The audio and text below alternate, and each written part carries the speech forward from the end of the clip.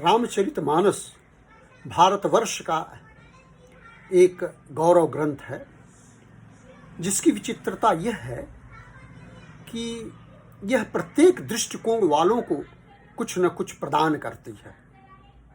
और यही कारण है कि विश्व के अनेक विद्वानों ने विभिन्न विषयों पर और विभिन्न कोणों से इसका विवेचन, विश्लेषण और व्याख्या प्रस्तुत की है।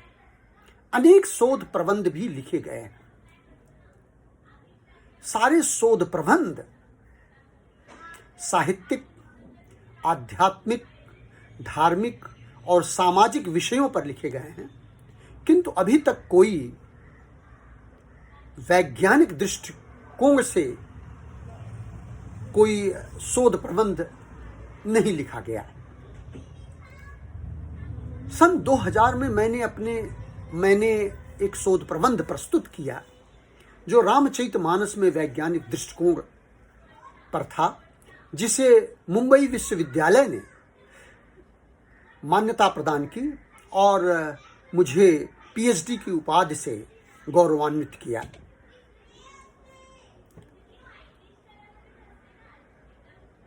पेशे से चिकित्सक होने के कारण विज्ञान की विभिन्न शाखाओं से मेरा निकट का परिचय रहा है।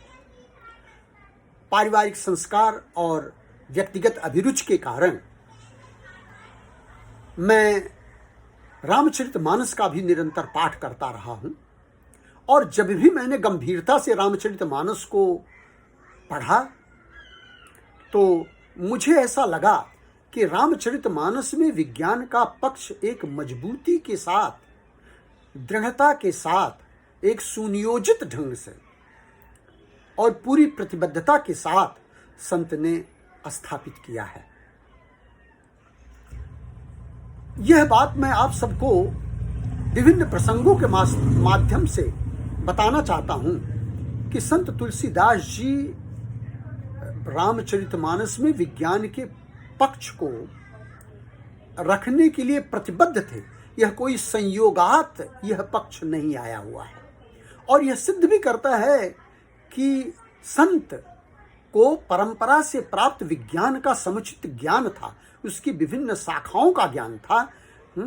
तभी तो वो इसके विभिन्न प्रसंगों में विज्ञान के अनेक सिद्धांतों का समुचित समायोजन कर सके।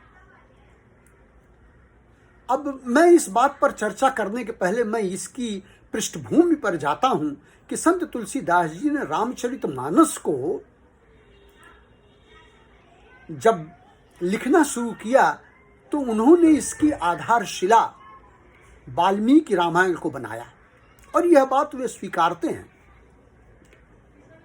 मुनिन प्रथम हरि कीरति गाई, तेहि मग चलत सुगम मोहि भाई। अति अपार जे सरित बर जऊ नृप सेतु कराहि, चढ़ पिपीली कहु परम लघु बिन श्रम पारहि जान। इसका मुख्य कारण क्या था? जब हम इस पर विचार करते हैं तो एक बात स्पष्ट आती है, और जिसका स्पष्टीकरण संत तुलसीदास जी आगे की पंक्तियों में करते हैं जब वह मुनि की वंदना करते हैं।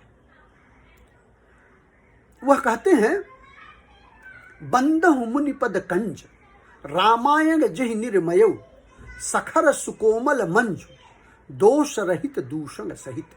मैं मुनि की वंदना करता हूं जिन्होंने रामायण की रचना की, जिसमें उन्होंने खर दूषण के चरित्र को सुंदर, कोमल और दोष रहित ढंग से वर्णन किया।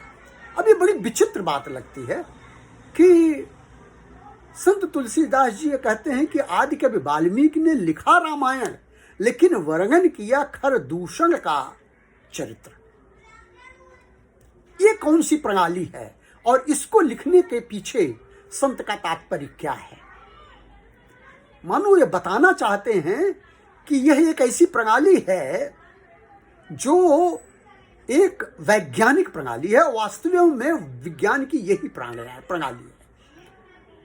हम उदाहरण देना चाहेंगे कि जैसे हमारा स्वास्थ्य विज्ञान है, तो जब हम स्वास्थ्य की व्याख्या और विश्लेषण करते हैं तो इसमें जितनी भी हमारे पुस्तकें हैं, उन पुस्तकों में रोग का वर्णन होता है, रोग का विश्लेषण होता है।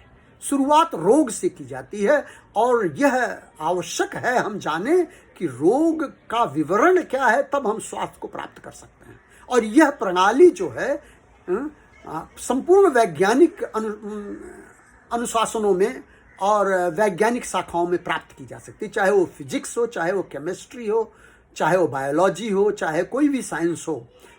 It does analysis and then synthesis. विश्लेषण पहले होता है और संश्लेषण बाद में होता है। तो हम वह जानना चाहते हैं कि इस ढंग से हम चीज़ों को कैसे सही दिशा में जा सकते हैं। और यही प्रणाली रामचरितमानस को लिखने में भी उन्होंने अपनाया है। रामचरितमानस को जब उन्होंने लिखा तो पहले उन्होंने यद्यपि लिख रहे हैं रामचरित्र, लेकिन शुरुआत करते हैं वो रावण की उत्पत्ति से कि रावण की उत्पत्ति कैसे होती है। राम की उत्पत्ति बाद में होती है, रावण की उत्पत्ति पहले होती है। और आप सारे कथा प्रसंगों को देख सकते हैं, चाहे वह जय विजय का प्रसंग हो, जालंधर का प्रसंग हो, नारद मोह प्रसंग हो, या राजा प्रताप भानु की कथा हो, जहां भी है ये सारी जो कथाएं हैं कि राम का चरित्र की शुरुआत कैसे होती है, तो वो शुरुआत होती है रावण की उत्पत्ति से, रावण के चरित्र से। तो रावण पहले उत्पन्न होता है और राम बाद में उत्पन्न होते हैं। तो ये एक प्रणाली है जो वैज्ञानिक प्रणाली है। और यही कारण है कि वो आदि कवि वाल्मीकि को विशुद्ध विज्ञानी के रूप में वंदना करते हैं, उनका अभिवादन करते हैं, उनका सम्मान करते हैं। मंगलाचरण में कहते हैं सीता राम गुणग्राम पुण्यारण्य विहारिणो वंदे विशुद्ध विज्ञानी कवीश्वर कपीश्वरो। इस प्रणाली को लेने के लिए संत तुलसीदास जी ने ऐसे ही संयोगात नहीं कह दिया है। उनकी भावना थी, वो निश्चित रूप से इसमें दृढ़ विश्वास में थे कि वास्तविकता वैज्ञानिक ढंग के विश्लेषण की ही है और तभी वह हर समय प्रासंगिक हो सकती है। और इस तरह से विज्ञान की प्रणाली को ही शुरुआत में अपनाकर संत तुलसीदास जी ने एक वैज्ञानिक की छवि को प्रस्तुत किया हुआ है इस ग्रंथ में। और इसके बाद आगे भी जब हम देखते हैं तो ये देखते हैं कि रामचरितमानस को संत तुलसीदास जी ने एक मानसरोवर के रूप में, रामचरितमानस के रूप में प्रस्तुत किया। और इसके अनेक अवयव हैं, जैसे पानी है, मछलियां हैं, उसमें फूल हैं, उसके अंदर जलचर पक्षी हैं, उसके किनारे बाग बगीचे हैं। तो ये सारे अवयव जो उन्होंने वर्णन किया है, इन वर्णनों के माध्यम से वो यह संकल्पना प्रस्तुत करना चाहते हैं कि वो इस रामचरितमानस में क्या प्रस्तुत करेंगे। वो संकल्प लेते हैं कि वो क्या प्रस्तुत करेंगे।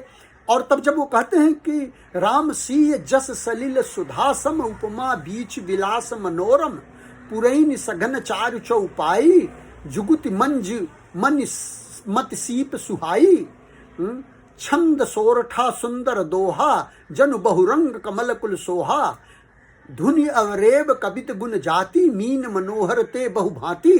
मानो साहित्यिक पक्ष की प्रस्तुति के लिए वो संकल्प लेते हैं कि इन सब के साथ मैं साहित्यिक प्रस्तुत करूंगा। और ऐसे ही वो धार्मिक, आध्यात्मिक, व्यवहारिक हर प्रस्तुति के प्रति संकल्प लेते हैं, इसका वर्णन करते हैं। तो जब आध्यात्मिक प्रस्तुति के बारे में आता है तो कहते हैं कि नव रस जप तप जोग विरागा ते सब जलचर चारु तड़ागा।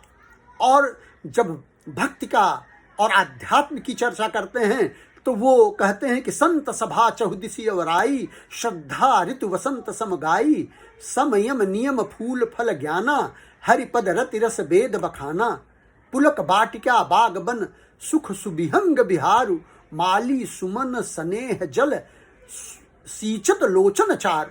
मानो ये आध्यात्मिक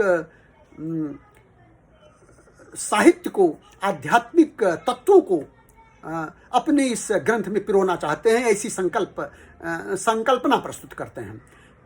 और जब व्यवहारिक संकल्पना, सामाजिक बात करते हैं तो कहते हैं लीला सगुन जो कहूँ बखानी सोई स्वच्छता करई मलहानी।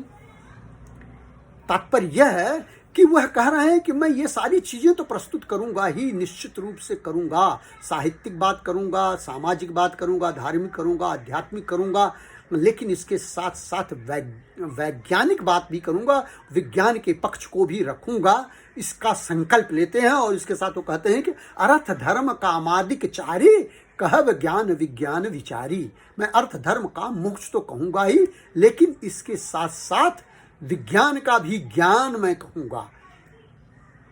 इसके माध्यम से वो संकल्प लेते हैं कि विज्ञान का पक्ष भी वो रखेंगे, और यह संयोगात नहीं हो सकता है। यह तुलसीदास जी की अपनी अभिव्यक्ति है, और वो निश्चित रूप से जानबूझ करके रामचरितमानस में विज्ञान का एक पक्ष प्रस्तुत करना चाहते हैं।